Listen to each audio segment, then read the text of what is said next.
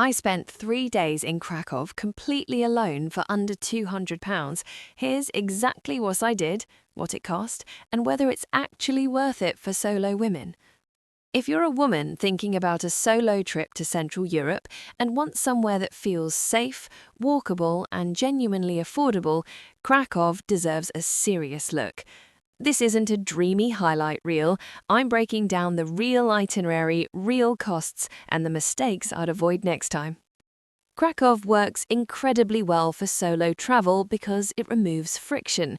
It's compact, it's easy to navigate on foot, and it feels calm compared to other European city breaks. Most of what you'll want to see sits within a 30-minute walk.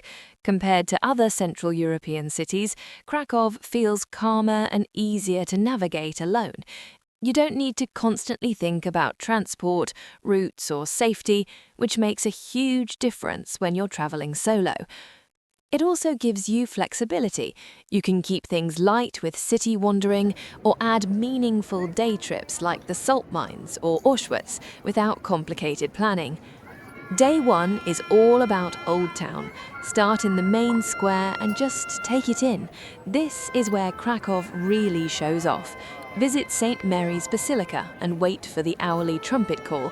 The sound cuts off mid-note, a tradition dating back to a medieval warning of invasion. It's one of those details that sticks with you. The cloth hall sits right in the middle of the square. Be realistic here. Most souvenirs are mass-produced, but it's still worth walking through. Later, head toward Kazimierz and grab zapiekanka near Plec Nowy. It's cheap, filling, and honestly one of the best budget meals you'll find.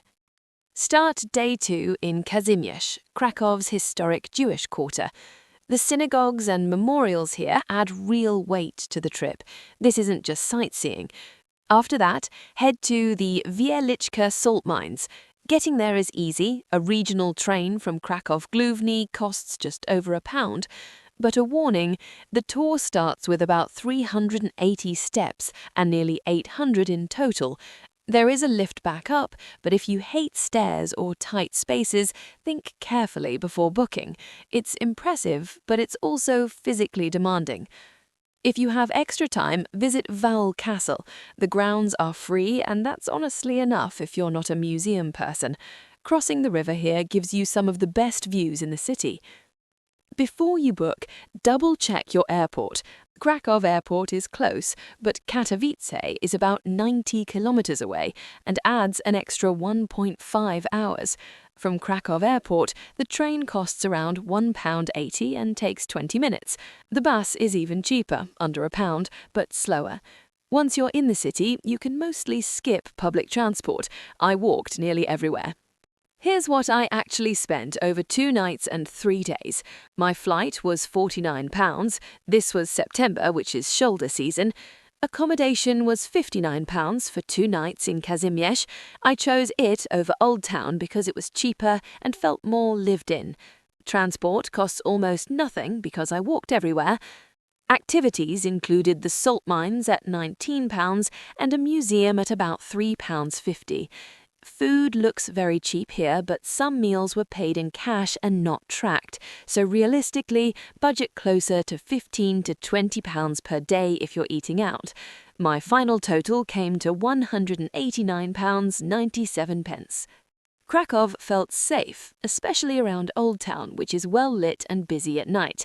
Kazimierz has darker streets, so plan your routes if you're walking late. Krakow is safe, but it's not don't think at all safe. One mistake I wouldn't repeat is a late-night departure straight after sightseeing. It sounds efficient, but being on the move for 24 hours is exhausting. Another mistake, trusting Google Maps at night. It sometimes routes you down poorly lit streets. Test routes during the day if you can. Cards are accepted almost everywhere, but always select to pay in local currency to avoid bad exchange rates. Stay tuned for more solo city break videos and details of my solo multi-city Euro trip and how I planned it juggling hotels, checkout times, transport and budgets across different apps.